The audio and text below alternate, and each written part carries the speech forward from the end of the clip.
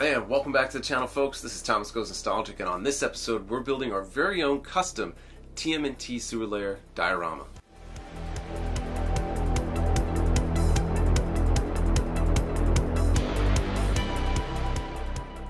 Once again, folks, welcome back. If you caught my last episode, I did give my thoughts on the NECA sewer layer, but then I also announced a winner for a giveaway that I was going to be building a custom sewer layer diorama and then giving it away to one of my subscribers. So that's what this video is. We're building the structure of the diorama. I'm going to save the furniture and accessories for a later episode just because I want to just show you what it costs and how you actually build the main structure. And then we'll have another video that lives out there that if someone's just looking to find out how to build the furniture, that'll be there too as well. Now the winner of the diorama is You're So Cool Brewster, and it's been really cool getting to know him and talk to him, speak to him about his specifications for his display, so I can really build this to retrofit into his display that he's going to set up. So really cool to have met him, and it's been a great process along the way, so can't wait to get this diorama to him. And as we go along the way, I'm using very basic tools. I do use some advanced tools a few times,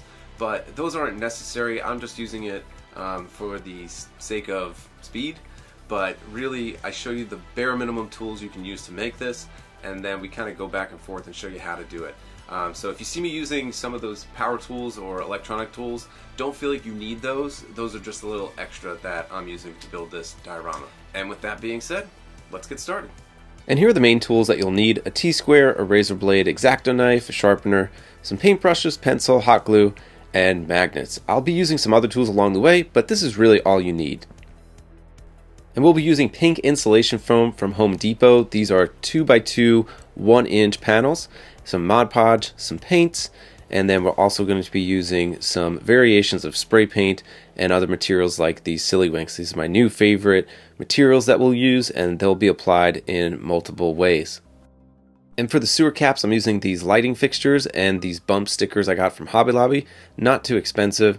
And then if you see me using some of these advanced tools, these are hot wire tools, and I'll be using them for just a few things, but mostly everything else is just me cutting with a knife. Now again, just assuming this might be everyone's first diorama, I just want to give a quick little tutorial of how to cut the foam and how not to cut the foam. When I first started working with this material, I just kind of took my knife and hacked away at it, so I'm going to show you that. If you just try to jam the knife in and cut the foam, you're really not going to get a great cut, and you're going to end up with these little flakes or shards on the edges, as you can see there. So we'll show you how to do it the right way. So I like to keep that sharpener handy just to make sure I'm always cutting with a sharp blade. And then when you're going through your cutting, make sure you're doing some light passes. And normally you're going to do this against a ruler, but just for demonstration's sake, you're going to do multiple passes, very light, and then you're going to see the difference in the cut. So it's going to be a lot smoother. You're not going to see those shards or those flakes. So this is just a good way to make sure that you're cutting your foam correctly, and I found it's been working a lot better. So you can see the difference between just kind of jamming the knife in there and then the smooth cuts from taking your time. So for measurement's sake, I always like to draw out the diorama and put the measurements there so that when I start cutting, I have all the specifications. So I'm doing those light passes with the knife, and I keep the knife blade flush against the T-square because that'll help you get nice clean cuts and make sure you're cutting in a straight line. So once the base of the diorama is cut, I will make sure I just lay everything out so I can see how it looks. The scale's fine, and it'll fit into You're So Cool Brewster's shelf. So the next step that we're going to take is putting in all the holes for the magnets and then hot gluing those magnets in and fitting them into place. So I like to use these magnets from Hobby Lobby, but there are more expensive magnets. There are cheaper magnets that you can get at the Dollar Tree, but these are just my magnets of choice for now. And I start off by making indentations into the foam by just pressing the foam in. And this is how you would cut out those holes if you didn't have any special tools. You'll just kind of mark where the holes are and then trace that line and circle with your X-Acto knife. And then on the edge, you'll just kind of scrape it out. So you might have to scrape out some loose edges, but once that's all scraped out, the magnet should fit in flush and be good to go. Now I do like to use a Dremel or a power tool for this, so I usually match the bit to make sure that it's the depth of the magnet. And then this makes some pretty quick work of filling in those magnet holes. So we'll start working on all the holes and getting the magnets in, and I'll show you how I do it with that power tool as well, in case you have that lying around in your garage or your toolbox.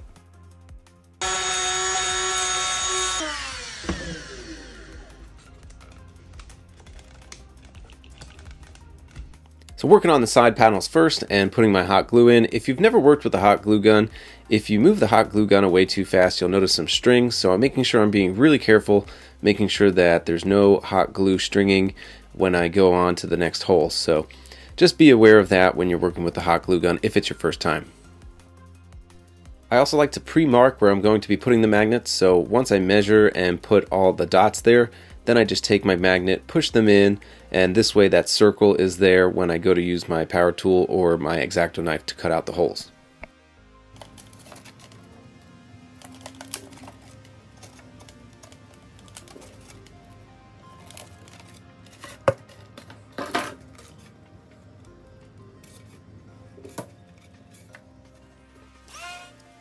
And if you can see in the top left, I am timing this project. So right now, between cutting and just marking out my holes, I'm about 13 to 14 minutes in.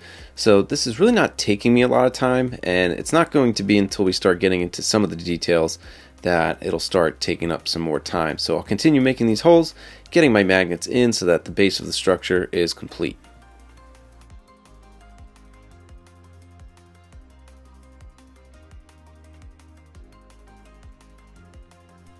And now all the magnets are in on the base piece connected to the back wall, and I'm just taking the side walls and I'm pushing them into the base so that I make sure that my measurements with the magnets are exactly where they should be.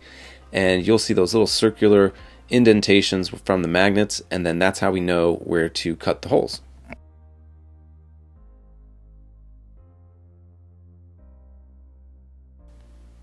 So now the magnets connected to the base and the side panels are in. Now I'm just going to do the same thing with the back wall and make sure that those magnets are in. So everything is connecting pretty well, and you can see these magnets are strong, and even with the side panels on, it holds it up. So I'm just going to finish off doing these magnets, and then magnetization is completely done.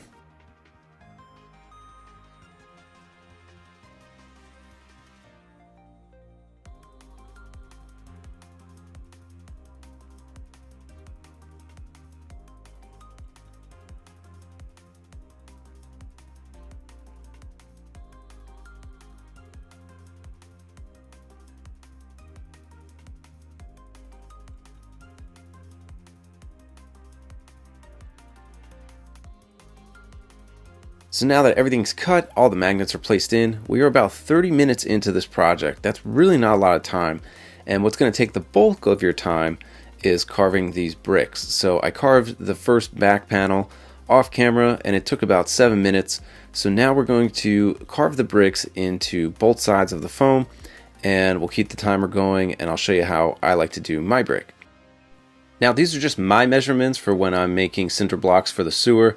I like to do 1 inch tall bricks by 2 inch in length. It might not be to exact scale as the cartoon, but it's really just about preference. So I like to take my T-square and make sure that I'm lining up the dots first. So I'll just go ahead and line it up, and then I'll mark each different line and I'll go across. So I've already made 1 inch marks, and I'm just making the horizontal lines before I actually start putting in the brick detail.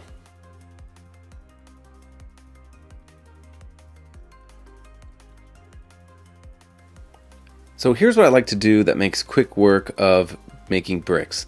So I mark the lines going vertical first on 2 different rows. So the top row, I'm doing them 2 inches apart, and then I'll move my ruler 1 line down, and I'll start with 1 doing them 2 inches apart. So now that there's a little bit of a difference, and you can see that they're alternating. So start the first row off with 2 inches and the second row off with 1 inches. And then I take my T-square, and I'm going to go every other row, putting my line in vertically. This way I can just slide my ruler down of all the rows, and then it's a really efficient way to just get all these brick done.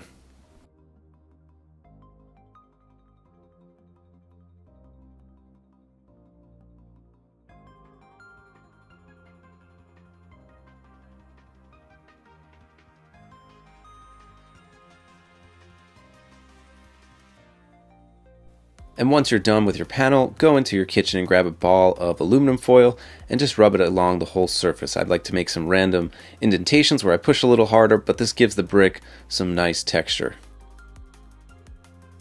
And now we'll start working on those sewer caps. So I have this pack of 6 of these rings, and I haven't used these before, but I thought it'd be cool to try something new. So I'm just going to mark where my holes are going to go, and then we'll start putting the details onto the sewer caps. Now you could use a knife to cut the holes out, but just to make some quick work of this, I'm using my hot wire tool. This tool cost about 30 bucks, but again, if you just have your razor blade, you can still achieve this, and it'll just take a little extra time.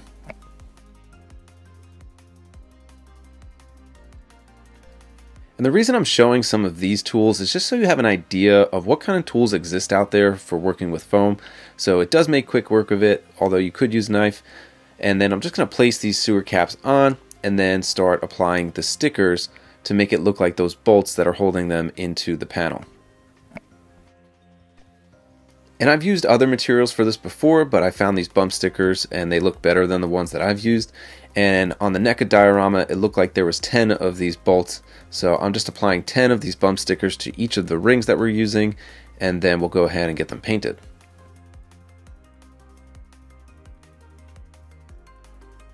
So these are looking pretty good. I have 2 more to work on. So I'll get started on those, and then pretty much after that we have a few more steps before we can get painting. And if you watch my Channel 6 News building diorama, I use these silly winks a lot. So I thought this would be a good material to use for those kind of mortar pieces that are on the brick wall in the diorama. And you can see these things cut super easy with an X-Acto knife, and I just drew out the shapes randomly. I tried to match them as good as I could, but they're kind of abstract, so you can kind of get away with some error. So this is really what it's looking like now, and really I just have to work on the pipes and then we can start painting. But I'm liking the way that everything's looking so far, and we are about 2 hours and 15 minutes in, so some things have taken me some extra time, and I bought these PVC pipes that we're going to use for the piping. And this is something I didn't do on my original diorama, but I'm just using a hacksaw I have in my garage, and then I'm measuring out some foam that I can use as little holders inside the wall. So it'll look like they're connected by these bolts, but you can just cut a hole into the walls if you just want the PVC to stick through those holes. But I'm just doing this as a little extra step for me.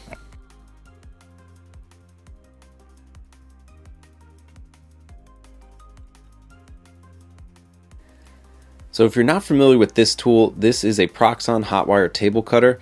And I like to use this for cutting out random shapes, and like I said, this is not a necessary step. I just want to show you what kind of tools are out there.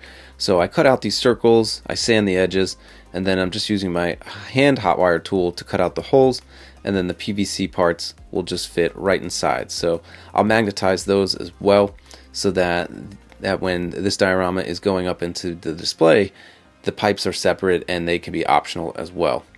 And I'm following the same steps with cutting out the holes, just using my X-Acto knife on these. I don't want to use my power tool because the edges are so close.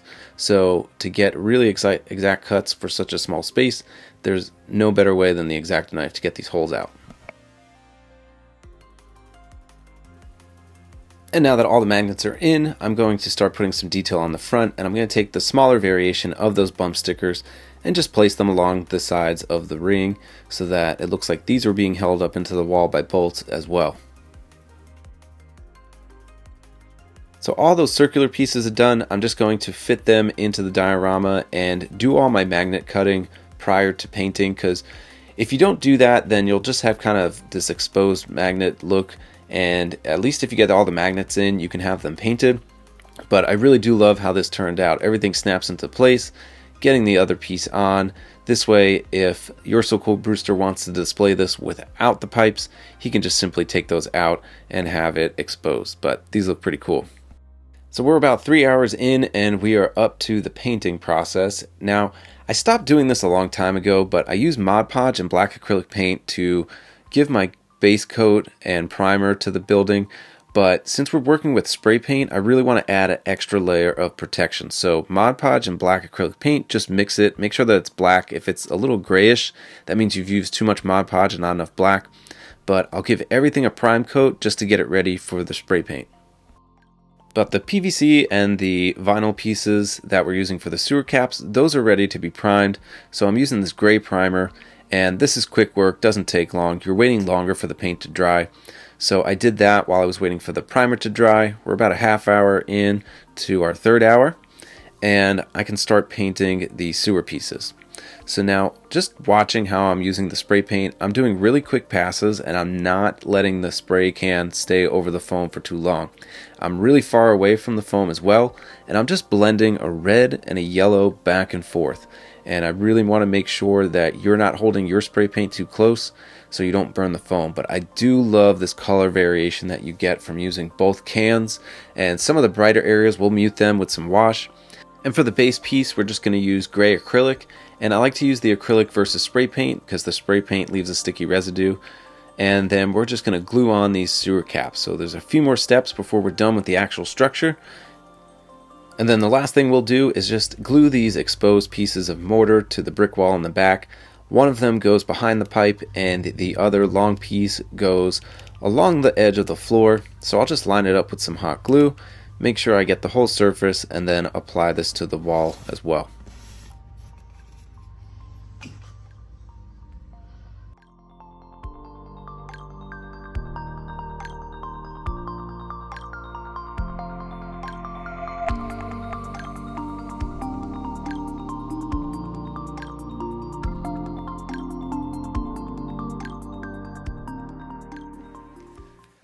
Alright folks, here's where we are right now. The structure is complete, and I just want to do this portion first and the furniture later. This way we can really focus and not rush through the building process of the furniture. So let's price this out, each item at a time. So the foam costs $6.99 a panel. I used 2 of those panels. I still have left over, so this was about $14 for the structure of the foam. Then those pipes, I used a 2-foot piece of PVC pipe that cost $5, and those connector pieces cost about 80 cents. So between the foam, let's say $14, and then the pipe cost $5, and then those 80-cent pieces, we'll round those off to $1. We're at $25 right now. Those circular pieces for the sewer caps cost $15 on Amazon. I only used 3 of the 6, but we'll consider the whole cost. So now we're at $40. Those little bolt pieces that I used for those stickers were $2.79. We'll round that up to $3. So now we're at $43. And then the Silly Winks, 1 sheet of that is $1. So we're looking at $44 just for the building structure. Magnets cost $7, and that you can use more expensive ones or cheaper ones. So for the $7 ones and the cost of what we're at so far, we're at $51. So $51. And then we're looking at the price of paints. Each paint can cost about $6.99. So I used 3 different kinds, that's $21. So now we're at $72, I believe. And then we'll just add an extra $9 for the acrylics and the Mod Podge because that's fairly inexpensive. So $80, let's just round it off to $80 to make your own sewer layer. And then when we start building the furniture, I'm going to be using a lot of the pieces that are from that leftover foam. So I don't know how much more cost will go into this. And when I start making some of the odds and end pieces, I really just wanted to make that a separate video so that we can really spend our time and show how to craft those.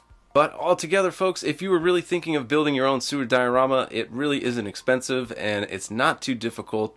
The sewer layer, based on all the dioramas I've built so far, the sewer layer is still one of the easiest dioramas there is to build. So I think this looks pretty close to what the NECA offering is. It's not exact, but you know, it has my own personal touch on it. And then we still have a little more work to do, but this whole thing took 4 hours to make, and we'll just say 4.5, based on if you don't have some of those special tools that I used.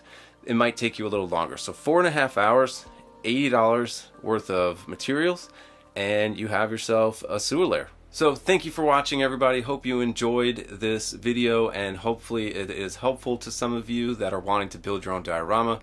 Join us on the next episode. We'll start furnishing up this sewer layer and get it off to the winner, and we can call this project complete. If you like this content, hit like, hit subscribe, and ring that bell so you get notifications of when I post my next episode. Until then, we'll catch you next time.